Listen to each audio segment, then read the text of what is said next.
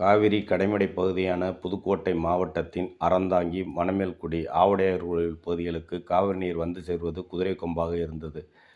இதற்கு காரணம் வாய்க்கால்கள் முறையாக பராமரிக்கப்படாததே காரணம்.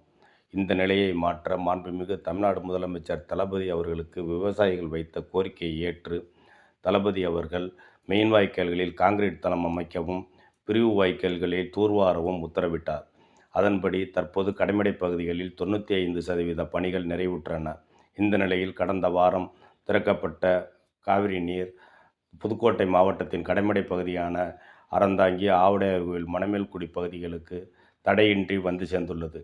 தற்போது அங்கு கட்டப்பட்டுள்ள கான்கிரீட் வாய்க்கால்களில் காவிரி நீர் பாய்ந்து ஓடுவது ரம்மியமாக உள்ளது. தொடர்ந்து இதுபோல் தண்ணீர் வரும் பட்சத்தில் இப்பகுதி விவசாயிகள் 2 போக சாகுபடி செய்யும் நிலை ஏற்பட்டுள்ளது.